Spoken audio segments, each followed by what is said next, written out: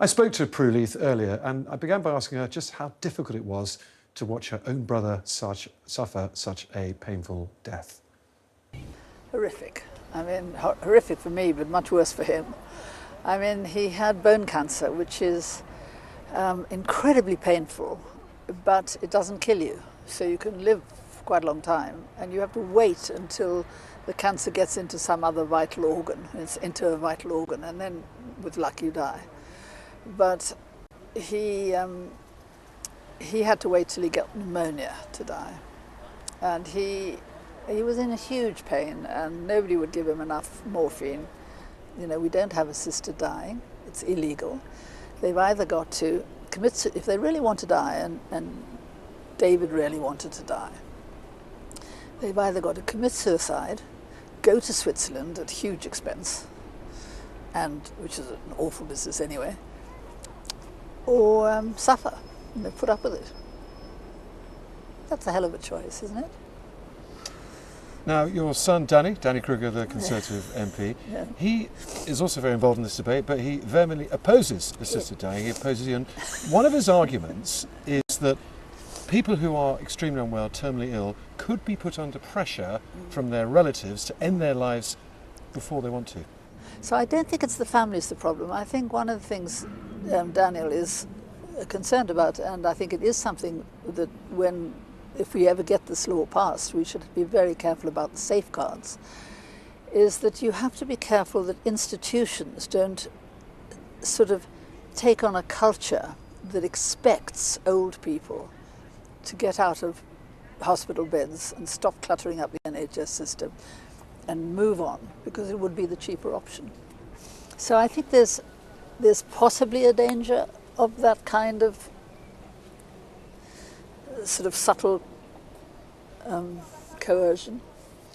But you know what? I don't think that's a reason for not changing a law which is just not working. What I guess you're really saying here is that, okay, some people may be forced to die by their relatives, cruel relatives, before they want to, but that is the price you're willing to pay. No, it's not. I absolutely not saying that's the price I'm willing to pay. In the end, it's a numbers game, in the sense that if 6,000 people at the moment are dying, terminally ill patients are dying a horrible death, how many people are going to be forced to die against their will? Is it 6,000?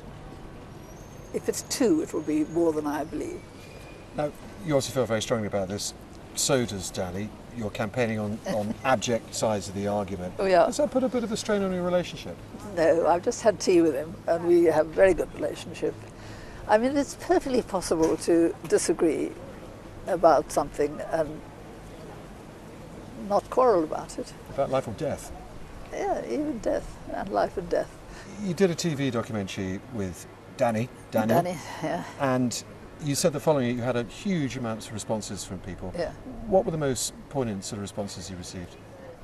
I think mostly there were people who were just so glad that somebody is championing the idea of assisted dying, because most of them, they were really distressing stories of seeing your mum off to Dignitas, or and not being able to go with her because, you know, that would incriminate you. And we heard today from a young man called James Johnson, who, his mum, he had to wave her goodbye because he was a serving police officer, and he knew he would be breaking the law if he helped her.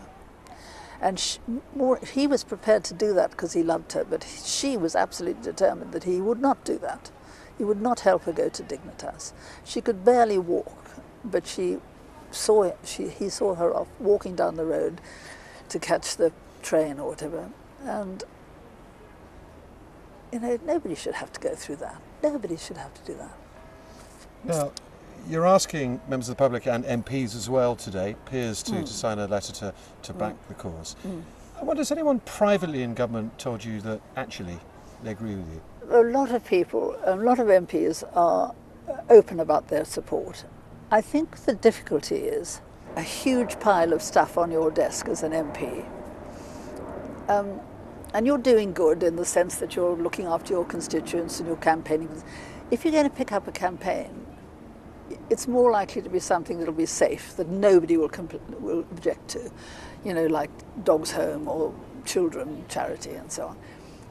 To say that you're in favour of dignity in dying is going to have at least 10% of your constituents, and probably a very vocal few percent, who are going to kick up like anything. And it's just easier to do nothing.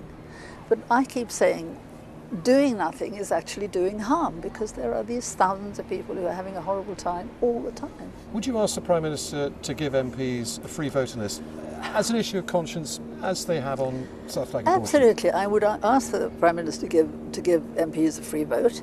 I would also ask them to refrain from whipping the Lords, as they did last time, into opposing it. And I would ask, most importantly, that the Commons gets time to, well, Parliament gets time to debate the bill right to the end. Finally, Prue, you've been fighting this for a while now.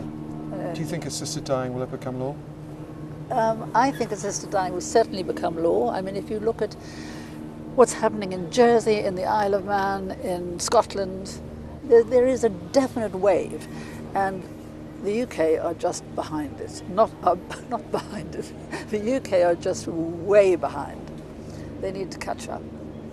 Prue Leith, thanks so much for your time. Thank you.